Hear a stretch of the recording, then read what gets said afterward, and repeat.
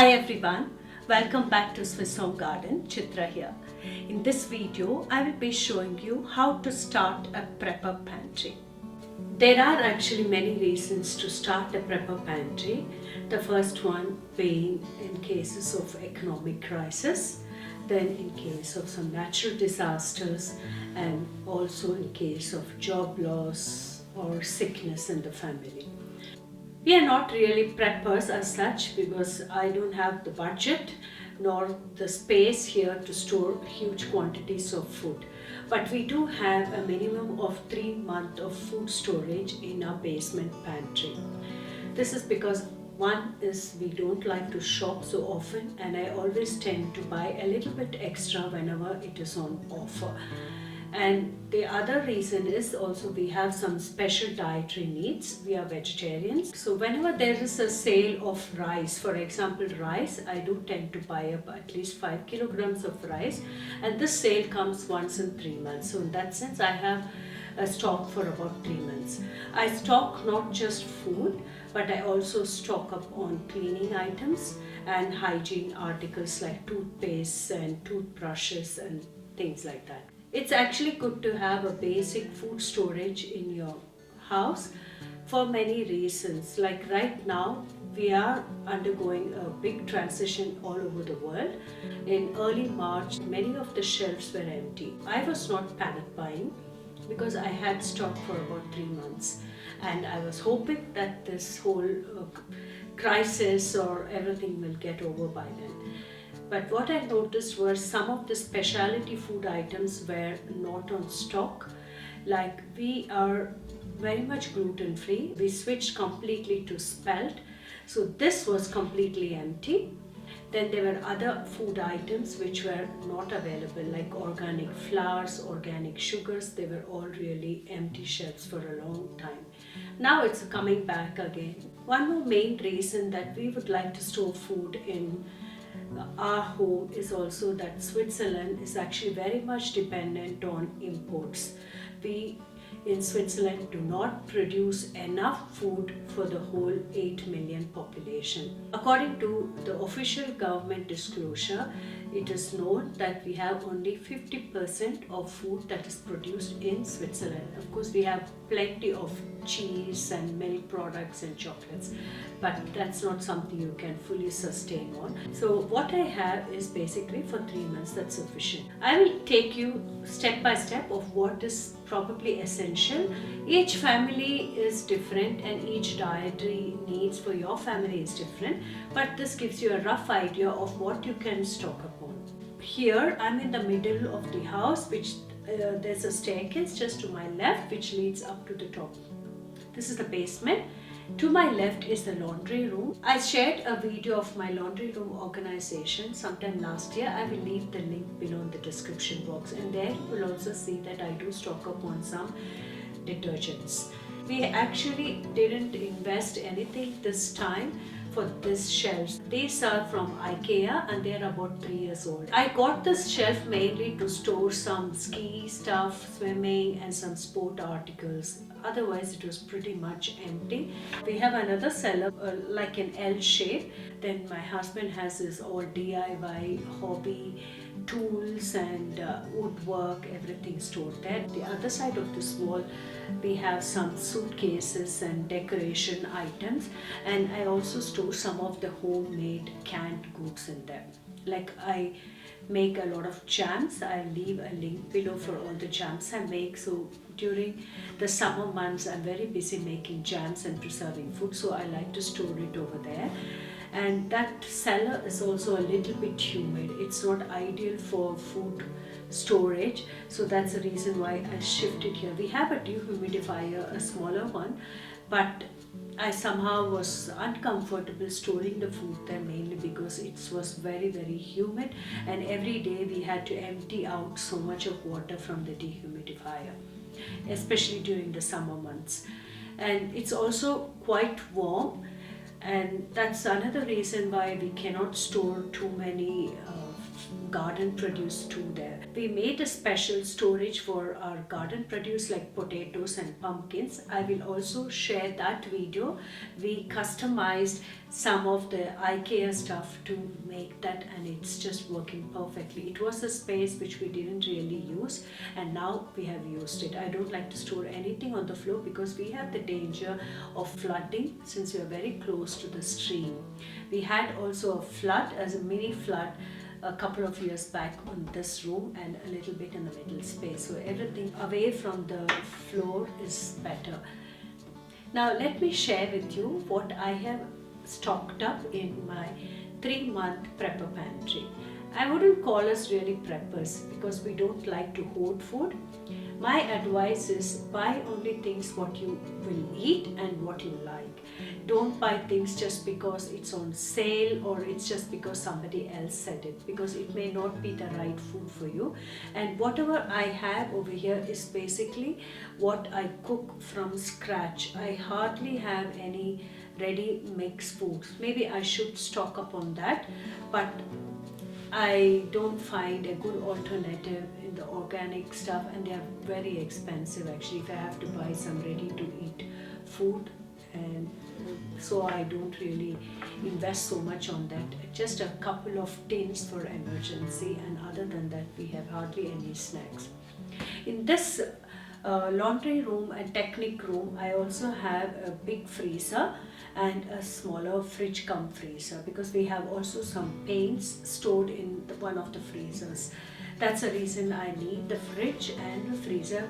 The fridge on the top floor in the kitchen is actually quite small. It doesn't really fit much things in there, so we got the second fridge.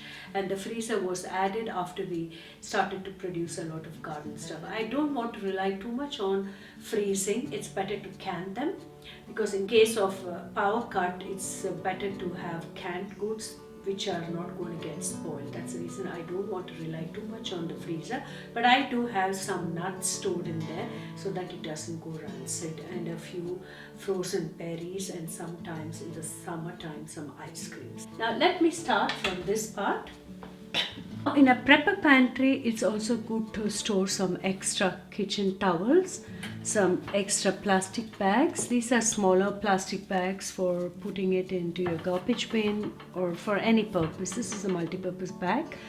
This IKEA shelf is from the series called Ivar, and they're quite sturdy, and the shelving unit is also very good. The only thing I got this time was these 2 planks. Before that, it was all set. I didn't have to invest more than 25 Swiss francs. I got this, a hanging basket, and 2 planks. This was from one of the supermarkets here. They were running an offer. I got a couple of it. One is here and one is in the laundry room. And this is really fitting in some extra kitchen towels. I have cling wrap, alu foil and baking wraps, and some Ziploc bags and a toothpick. These bins I got about 3 years back in one of the local smaller stores. They were actually pretty inexpensive. I paid about 1 franc 50 for each of these bins. At the same time I got this one. This is 1 Swiss franc. So here I have some reusable vegetable bags. And behind this over here, a couple of vases which I use for the Christmas decoration or for flowers. This here is from IKEA, and in this all the Indian spices. Actually they are running out of date, but it doesn't really matter. I don't get organic ones so easily here, so I'm using it up. The trick to storing grains and the spices is to freeze them for 3 days and then defreeze them and then again freeze them, and that way you will kill all the bugs and the larvae which is there inside. These are all the coffee capsules and the coffee beans. I like to use the coffee beans. I don't use so much coffee. Maybe weekly once I have a coffee, but I prefer to have teas. And here some herbal teas. I also take black tea. Creamer. We don't use this so much, but I like to have some extra in case I cannot get milk. and for guests. This is standard here in Switzerland. People like to have coffee creamer, and these are organic ones, but it is UHT and they keep long without the refrigerator. Then here in this part, all the oils, I have coconut oil, and behind I have homemade ghee. The advantage of having homemade ghee is I don't have to depend so much on import. Coconut oil is imported, but I have access to good quality milk. I can make my own ghee, and it's a good cooking fat which stands high temperatures. I will leave the link below in the description box on how to make your own homemade ghee with raw milk butter. Then here the different sweeteners. I have the maple syrup, agave syrup, then honey, and this is a soup bouillon, vegan soup bouillon. In this bin are all the different dried beans. The advantage of having dried beans is they are very quick in giving energy. You cook them with a little bit of rice and you get a lot of protein. So we eat a lot of beans, soak these different beans overnight and then cook them next day for an evening dinner. Serve them with some vinegar and salt. Then behind some olives, about 3 packs olives for the pizzas and maybe for the lasagnas. And here all my canned goods. In this row all the fruit. I have some mango puree and tinned mangoes. Here I have all the canned beans. These are the smaller size. The advantage of having some canned beans is that you don't need to cook in case of a power failure. In most of the Swiss houses, we are cooking only with electricity. There's very rarely you have gas. For emergency, I also have a camping gas. And here sauces, I have a few. Behind, I have stored some coconut milk. I prefer to have the smaller size. I don't want to have the huge big ones. I have 1 or 2 bigger tins, but the big tins are quite a bit for our small family. I don't need so much of this, except when I have guests, I cook with this. This is our snack corner. I don't buy too much of it, just a few nut bars, they give quick energy, and a few chocolates. I have to get some milk chocolates because it's only me eating black chocolate, that's why I've kept it here. If I keep some other chocolate, it will be finished very quickly. And some rice wafers. These are also quick energy giving. You can just spread in some peanut butter and you have some rice wafers. Just oat cookies. And I think this is knäckebrot. Here I have some distilled water below. This for making my recipes for the cosmetics like rose water and all. I use this distilled water, and this is my idli stand. Now let's move on to the next shelf. So where I have stored some basic oils, sesame oil, some lemon juice. I like to have 1 bottle or 2 of lemon juice in case I don't get fresh lemon. And this is my homemade Seebuckthorn vinegar. I still have it from last year, and there's the apple cider vinegar. Then 1 bottle of sunflower oil and a couple of bottles of olive oil. This is not so much because I tend to cook mostly with the ghee and butter.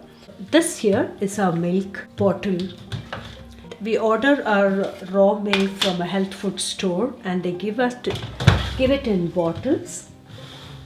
And this has a depot of 2 Swiss francs, so we have to exchange the next week. Behind that I have some extra creamer for the coffee. Downmost we harvested some onions. So we have stored some onions over here. We have to regularly air them and check them that they are doing well and not rotting. So I come and regularly check. And here some extra kitchen rolls. Some more onions which we harvested. We also harvested apples and potatoes. The trick is I shouldn't keep the onions next to the potatoes or the garlic next to the potatoes, because that way the potatoes get very quickly ripe and they start to sprout. In this shelf I have all the spelt and gluten-free pastas, and they keep really long. Pastas can last up to 5 years. Usually I check for the date, like this is lasting till 2021. Everything is dinkel wheat. This is the reason why I have to stock up. During the shortages, there were not so many of dinkel wheat pasta or dinkel flour. Such things were really empty for a long time because many of it comes from Germany and the borders were locked. We could get some of these though. These are also organic from Barilla. Then I have about 8 kilograms of dinkel flour. Next to it is basmati rice. I have about 10 kilograms of basmati rice because we do eat a lot more rice than other Swiss people. And this should last us for more than 3 months. In this, many of this gluten-free grains like quinoa. Then I have some sago and buckwheat, some corns. So my daughter loves to make some popcorns on the weekends when she's watching something. I write it as miscellaneous because it's not just quinoa. There's also buckwheat here. This is about 4-5 kilograms totally. Different sugars, brown muscovado sugar, whole sugar. I also have 1 kilogram of white sugar and some baking powdered sugar. Like I have about 3 to 4 varieties of sugar in here, and then this is coconut sugar. Then jelly sugar for making jam and palm sugar. And over here, cereals. We don't eat much cereals. I got this a while back, like some mueslis, cornflakes, then pops. Pops is my daughter's favorite, cornflakes so rarely, and muesli once in a way with fruit yogurt. Now let's move on to this shelf. In this one, a few dry fruits, and behind I've stored some more of these rice wafers. Now all the health food powders like wheatgrass powders, alfalfa and things like that. We don't have Lazy Susan, and this was the cheapest way I could do it. I had a lot of marbles and I used this up. And in this one, I store all the homemade jams, and also this is the berry. My daughter loves raspberries. I don't have the raspberry in my garden, and this is the sepak thorn and a couple of spreads and pesto and a couple of bottles of ketchup and also some nut butter. It's actually good to store a lot of nut butter because they give very quick energy. We can spread some on this rice wafers and you get quite full very quickly. So in case you're like stuck in your home for a few days, you can't go anywhere, get some fresh stuff, you can still survive on nut butter and some breads. Next to it, some different sauces like salad dressing paste. I have here almond butter.